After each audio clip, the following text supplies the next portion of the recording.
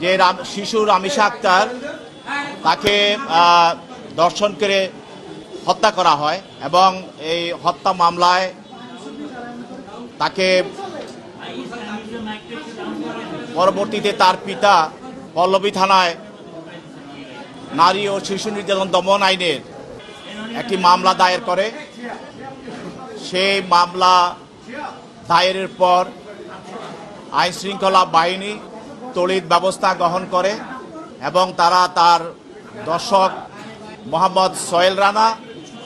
এবং তার স্ত্রী স্বপ্না আক্তার তাদেরকে গ্রেপ্তার করতে সক্ষম হয় এবং গত 20 তারিখে তাদেরকে আদালতে উপস্থাপন করে এবং সেই মামলায় দর্শক যে শিশু রামিসা আক্তারকে ধর্ষণ করে হত্যা করে এবং তার মাথা এবং শরীরের অঙ্গ প্রত্যঙ্গ সে কেটে বিচ্ছিন্ন করে, এই নৃশংস ধর্ষণ এবং হত্যাযজ্ঞ এর বিরুদ্ধে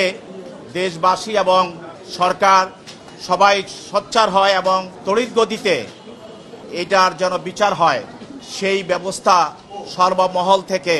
চেষ্টা করা হয়। ইতিমধ্যে আপনারা জানেন যে দর্শক যে ঘটনার মূল নায়ক মোহাম্মদ সোহেল রানা সে আদালতে দোষ স্বীকার করে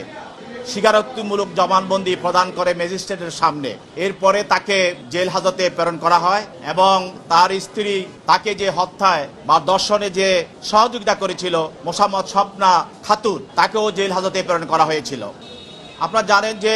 এই হত্যা এবং এই ধর্ষণের মামলায় সরকারের পক্ষ থেকে এবং আমাদের মাননীয় প্রধানমন্ত্রী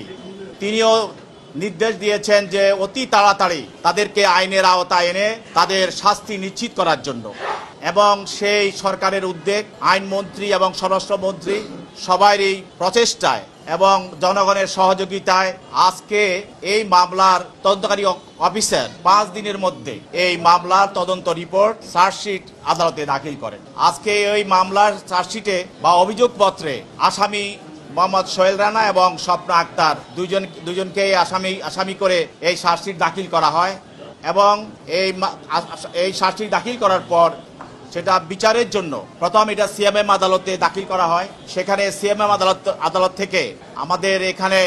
আইনের নিয়ম অনুসারে সেটা বিচারের জন্য বিচারিক আদালত, আপনারা ইতিপূর্বে জানেন যে এখানে শিশু সহিংসতা দমন ট্রাইব্যুনাল আছে। এই শিশুদের উপরে যে সহিংসতা বা ধর্ষণ এবং তাদেরকে যে হত্যা করা হয় ধর্ষণ করে এগুলি বিচার করার জন্য এই আদালতে আজকেই প্রেরণ করা হয়।